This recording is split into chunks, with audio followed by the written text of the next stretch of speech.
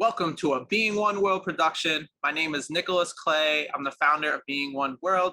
I teach and coach mindfulness, and Being One World is about just what it sounds like. It's about all of us being in one world instead of living in this one world divided and against one another.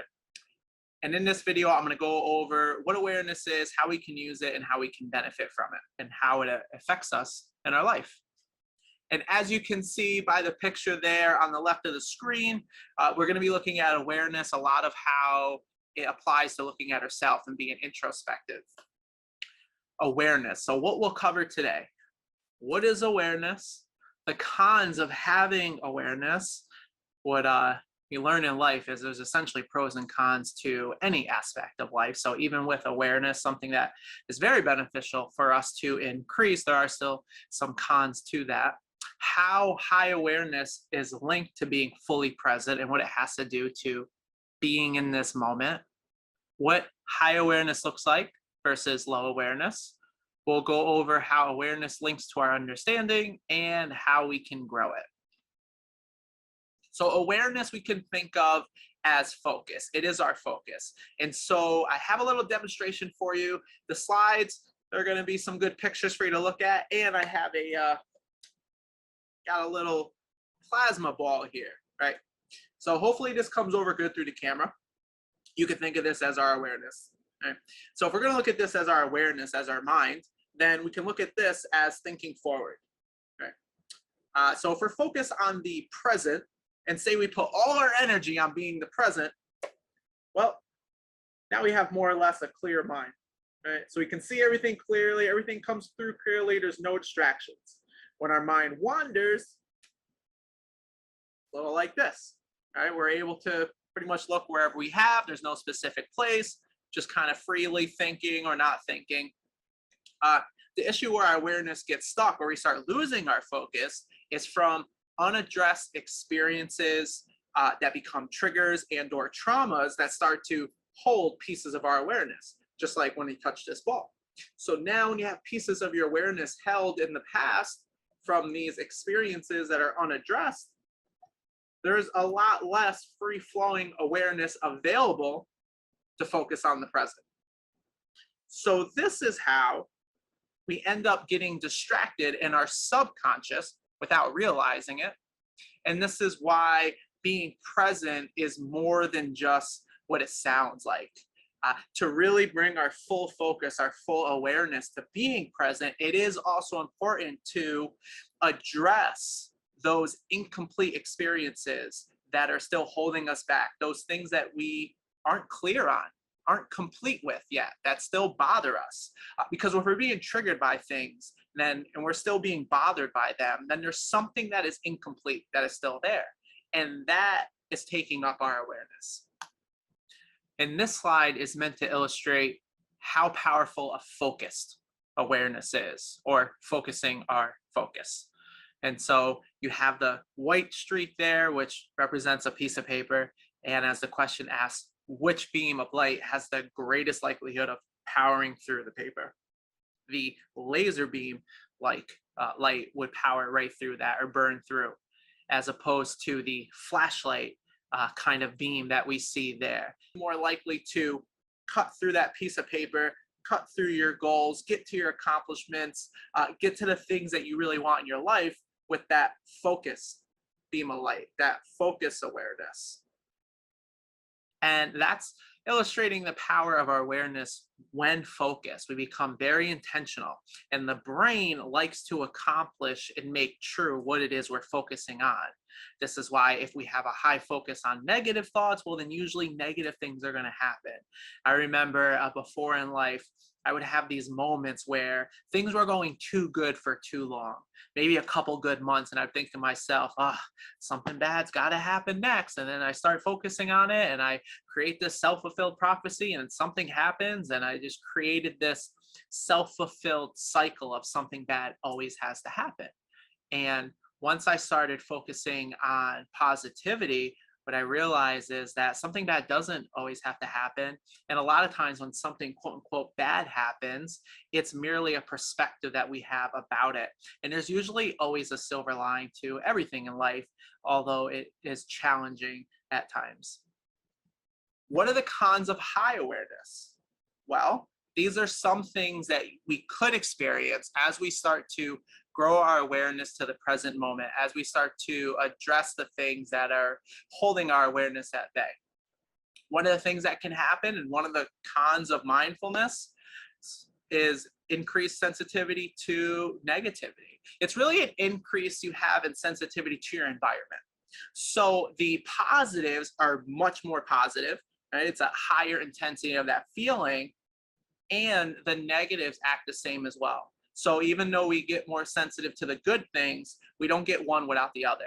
So having this increase in sensitivity to our environment, especially negative surroundings, can be disturbing. So that's something to be conscious of, especially because as you start to build your awareness, you may find yourself feeling negative, and it may not really be you. It could just be the energy that you're absorbing from what's around you. Another thing that can happen as we start to build our awareness of ourselves in the present is that we can get stuck in metacognition.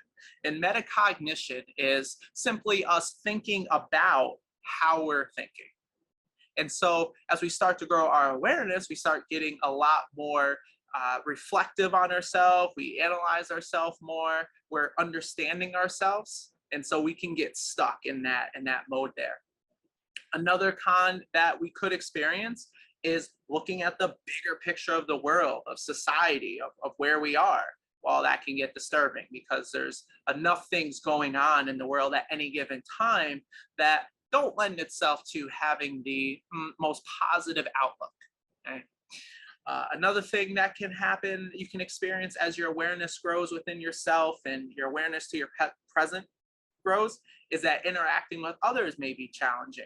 You'll start to notice how many people walk through life that are unaware, how many people we can talk to and can't maintain eye contact. You know, something it's natural for all of us, right? When we're thinking of something, even myself, when I'm not quite sure what I'm gonna say, my eyes will often drift off to a corner, right? Like I'm looking for that thought.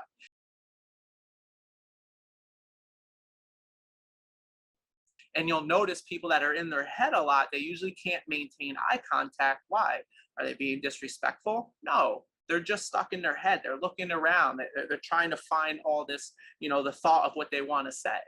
Right? And so usually those that can maintain eye contact have a much higher level of presence as opposed to those that you can talk to and never really look back at you. This is another example of what it looks like, what awareness looks like in practice. So you can see the left picture there, somebody walking, and you have the same image of two trees on each side and the sun. So in the right bubble, you see the four trees and the sun. On the left side, you see thinking of time, what you're going to shop, thinking of maybe some music or a song, and all these thoughts will cause distraction. Essentially, it takes us from the present moment. And so building our awareness is building our awareness of being present. And that's where we start developing a higher sense of our state. Because the more thought we give to anything else outside being present, it's less awareness we have to be present. You can look at it simply as math. We have 100% awareness available at all times. Well, if our thought takes up 5-10%, now we have 90 left. We think of more things, now it's taking up 40%, now we have 60 left. So the more percentage we allocate towards thought and other things that are distracting us, the less percentage or the less focus we have left to concentrate and be with what is the present moment. Because ultimately, it's the present moment is the only thing we can do something about. You're never going to touch the future and you're never going to go back to the past. So where do you think the most power can be utilized? Worried about the future you're never going to get to? Or upset about the past you're never going to change? Or having your awareness at the present moment, because that is something that you can always control, you can always affect, you can always influence. This slide may not seem as obvious day-to-day life. However, this is what happens and how we visualize things. Right? When we have a high awareness, we're seeing things clearly. Right? And so this is being fully here in the present moment. You get to really take in the views. Pictures become clear, colors become more vivid. It's a fascinating phenomenon in my personal opinion. And then with a low awareness, it's like going through fog. And this actually happens in our eyesight. The more that we're distracted and less focused, we don't actually see as clear as we would as we put all our focus and awareness in the present moment. So you capture so much more in life by practicing presence as opposed to being distracted in thought. And you get to appreciate moments so much more, whether it's a drive through the country like this picture illustrates, whether you're at a child's sporting event, whether you're engaged being around family, whether you're playing your favorite activity or sport, or even watching your favorite show.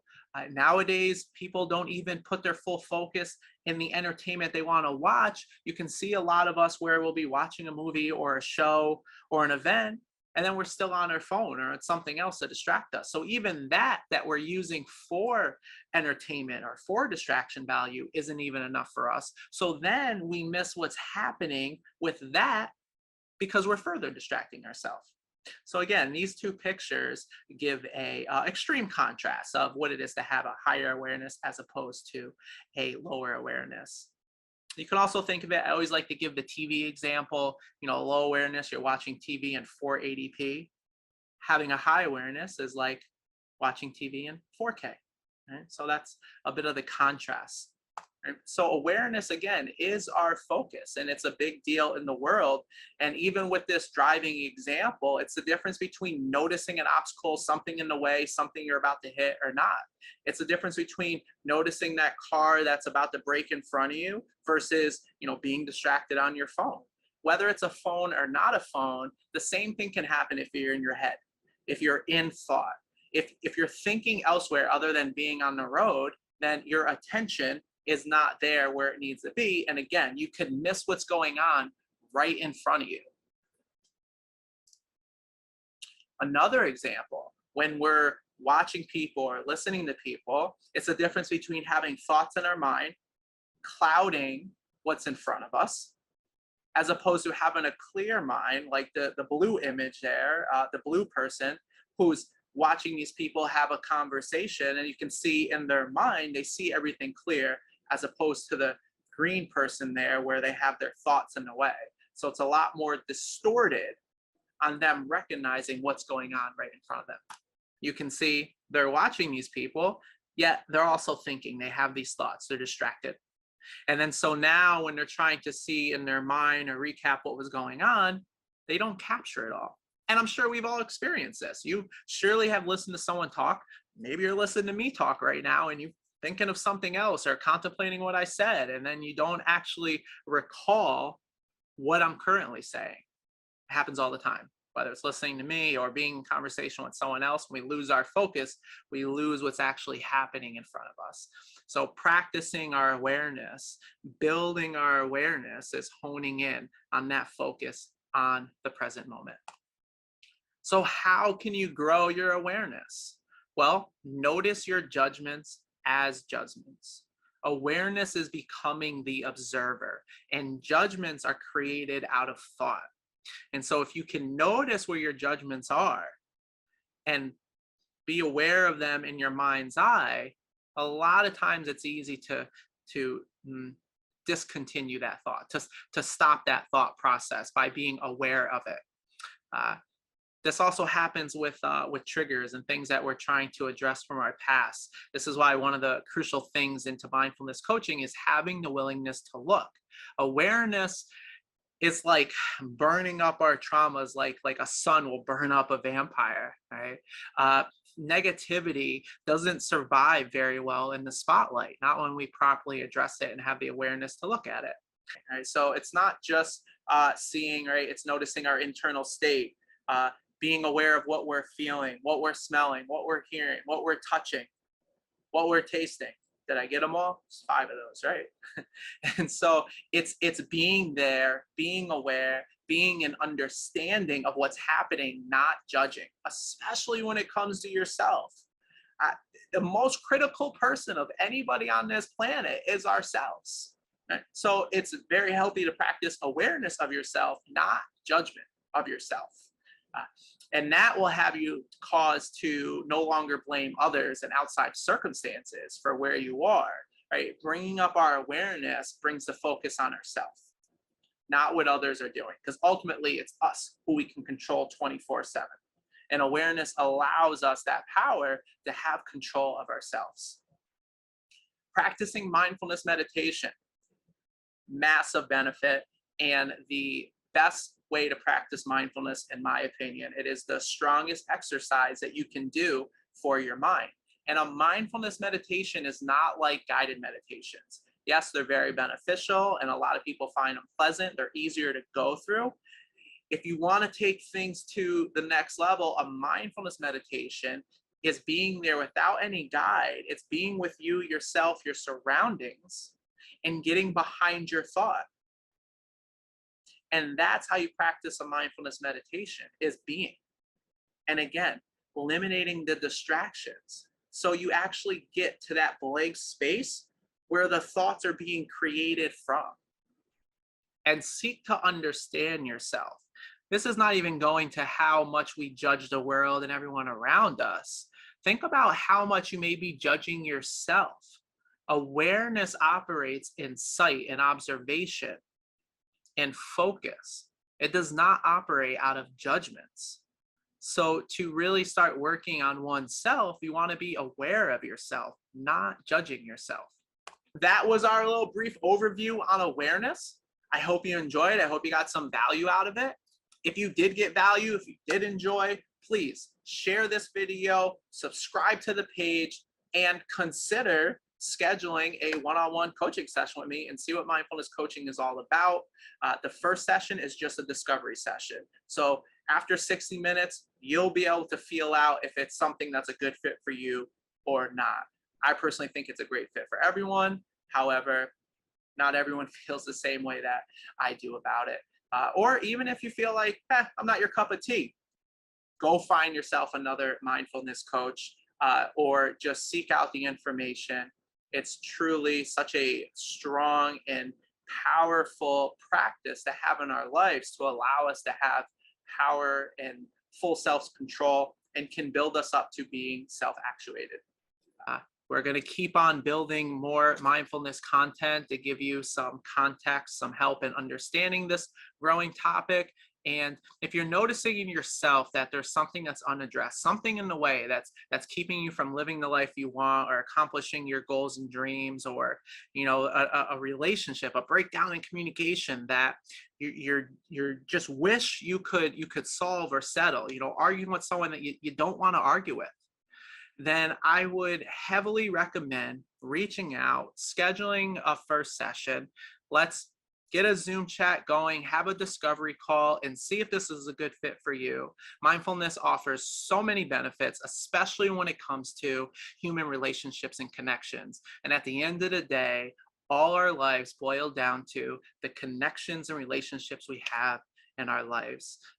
So subscribe, like, visit the website, check out the testimonials. Again, think about booking a mindfulness session, and I hope that you got some value out of this video. Wish you a great life. Hope you're having an awesome year, and I look forward to seeing you on the next one. Cut. Yeah.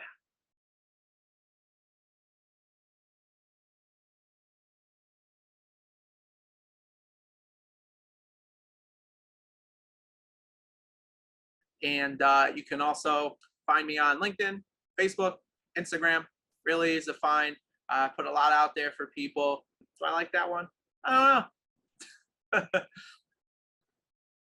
Oh, look at this little thing. How cool are these things up? I'm telling you. Little plasma ball here. 4th state of matter. People forget about that. 4 states of matter. right? Gas, solid, liquid, and plasma. Those fun fact.